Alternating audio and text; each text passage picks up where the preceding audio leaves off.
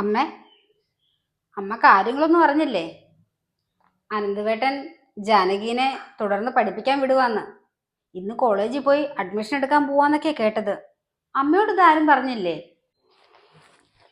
ഞാൻ അറിഞ്ഞു കാര്യങ്ങള്.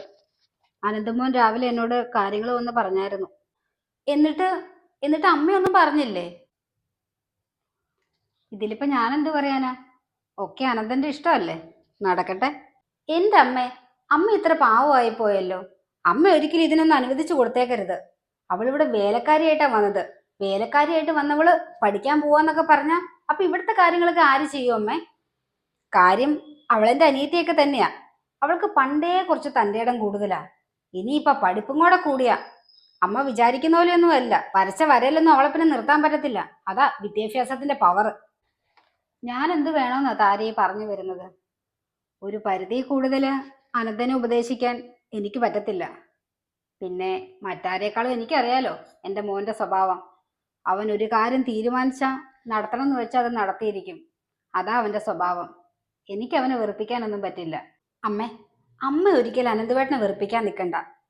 പകരം അവളെ കൊണ്ട് തന്നെ നമുക്കിതിന് സൊല്യൂഷൻ കാണാലോ. അവൾക്ക് പഠിക്കാൻ താല്പര്യമില്ലെന്ന് പറഞ്ഞാൽ പിന്നെ അനന്തവേട്ടൻ നിർബന്ധിക്കാൻ പോകുന്നില്ല. അതിന് ജാനകിക്ക് പഠിക്കാൻ താല്പര്യം ഉണ്ടായിട്ടായിരിക്കുമല്ലോ അവൻ ഇങ്ങനെ ഒരു തീരുമാനം തന്നെ എടുത്തത്. അതാ അമ്മേ ഞാൻ പറഞ്ഞത്, കടിച്ച പാമ്പിനെ കൊണ്ട് തന്നെ വിഷം ഇറക്കിക്കണം. അമ്മ പറഞ്ഞ അവള് കേൾക്കും. അമ്മ ആരാ ഇവിടുത്തെ ഗൃഹനാഥ. അവളോ വെറൊരു വേലക്കാരി. അപ്പോ അമ്മ പറഞ്ഞ അവള് കേക്കണ്ടേ? ഇല്ലെങ്കിൽ അതിന്റെ നാണക്കേട് ആർക്കാ? അമ്മയ്ക്കല്ലേ. അമ്മ പറഞ്ഞ അവൾ ഉറപ്പായിട്ടും കേൾക്കും. അതുവഴി അവളുടെ പഠിപ്പ് മുടക്കാൻ നമുക്ക് പറ്റും. അവളങ്ങനെ അനന്തുവിനോട് പറയോ? അവള് പറയും. അമ്മ പറയിപ്പിക്കണം. അതാണ് അമ്മയുടെ മിടുക്ക്.